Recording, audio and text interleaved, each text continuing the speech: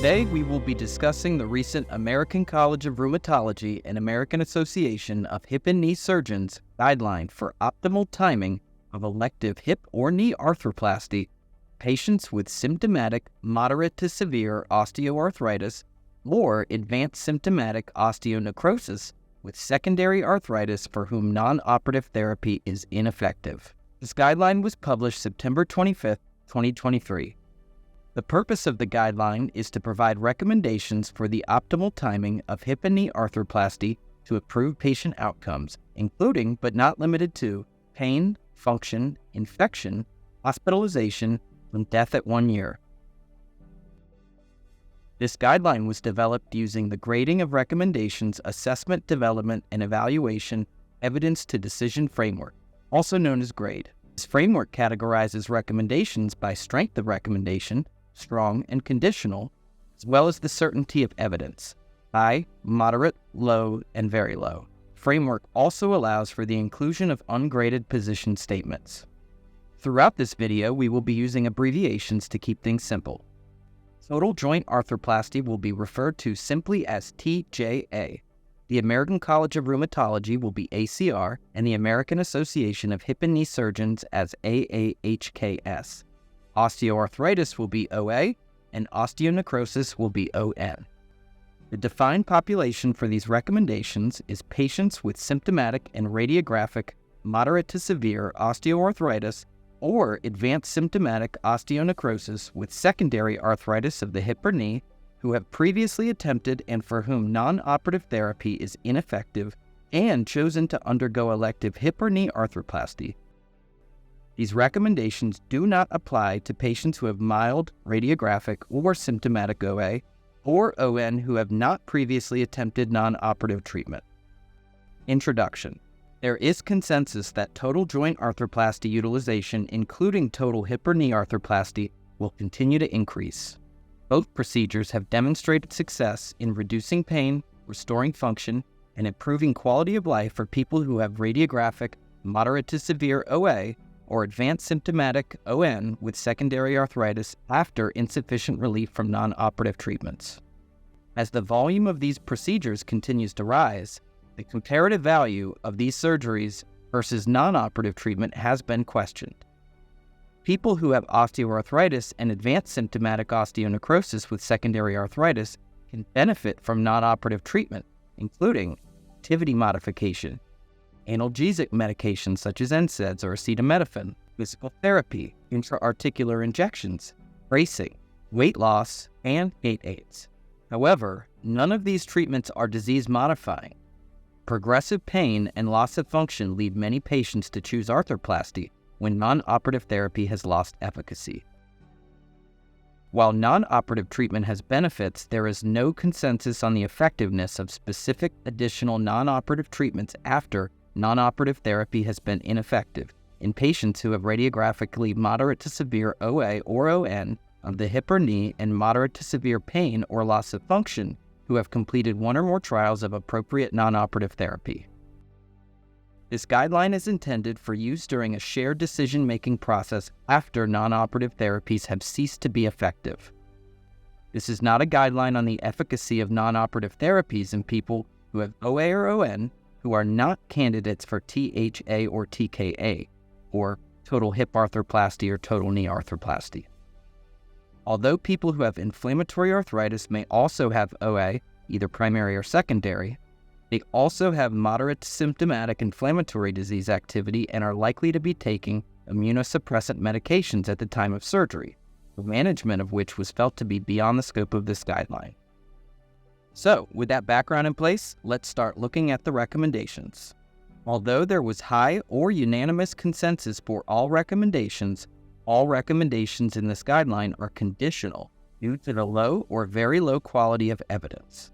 There are no strong recommendations at all in the guideline, and all are conditional.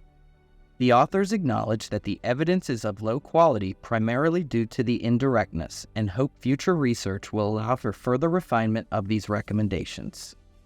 All recommendations are limited to the defined population, that is, patients with radiographically moderate to severe OA or advanced symptomatic ON of the hip or knee using standard radiographic grading, and moderate to severe pain or loss of function who have also been indicated for elective TJA through a shared decision-making process with their physician, and have completed one or more trials of appropriate non-operative therapy.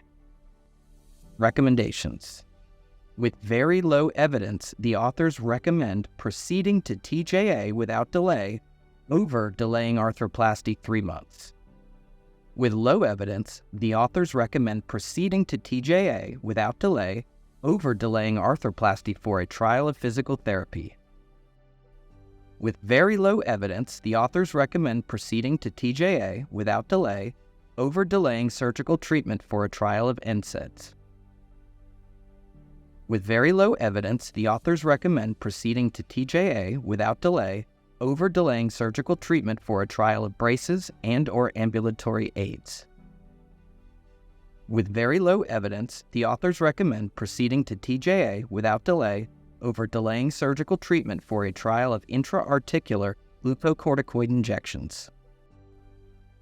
With very low evidence, the authors recommend proceeding to TJA without delay over delaying surgical treatment for a trial of viscosupplementation injections. In patients with a body mass index or BMI greater than 50. With very low evidence, the authors recommend proceeding to TJA without delaying to achieve a weight reduction of BMI below 50. In patients with BMIs between 40 and 49. With very low evidence, the authors recommend proceeding to TJA without delaying to achieve a weight reduction to a BMI below 40. In patients with BMI between 35 and 39, with very low evidence, the authors recommend proceeding to TJA without delaying to achieve weight reduction of a BMI below 35. In patients with poorly controlled diabetes mellitus, with very low evidence, the authors recommend delaying TJA to improve glycemic control. In patients with nicotine dependence, with low evidence, the authors recommend delaying TJA for nicotine use reduction or cessation. In patients with bone loss with deformity or severe ligamentous instability, the authors conditionally recommend proceeding to TJA without delay over delaying arthroplasty for optimization of non-life-threatening conditions. This is a conditional recommendation and was not graded. In patients with a neuropathic joint, the authors conditionally recommend proceeding to TJA without delay over delaying for optimization of non-life-threatening conditions. This is a conditional recommendation and was not graded. Conclusion. So what are the key takeaways from this guideline? The authors conditionally recommend proceeding to TJA without delay versus all of the following: 3-month arthroplasty delay, trial of physical therapy, trial of NSAIDs, a trial of braces and/or ambulatory aids, a trial of intra-articular glucocorticoid injections, a trial of viscosupplementation injections, delaying to reduce BMI below 50 in patients with a BMI above 50, delaying to reduce BMI below 40 in patients with a BMI between 40 and 49, or delaying to reduce BMI below 35 in patients with a BMI between 35 and 39. The authors conditionally recommend delaying TJA in patients with poorly controlled diabetes mellitus until glucose control can be improved, as well as patients with nicotine dependence till nicotine reduction or cessation.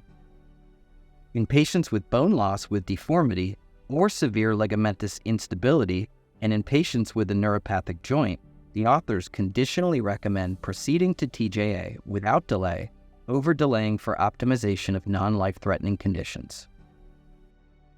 So there you have it. A recap of the 2023 ACR AAHKS Guideline for Optimal Timing of Elective Hip or Knee Arthroplasty for patients with symptomatic moderate to severe osteoarthritis or advanced symptomatic osteonecrosis with secondary arthritis for whom non-operative therapy is ineffective. For more information on this guideline, or to access the guideline summary, pocket guide, patient summary, or any of our other resources, such as calculators, drug information, and more, visit us online at guidelinecentral.com or download the Guideline Central mobile app available on iOS and Android devices. Until next time.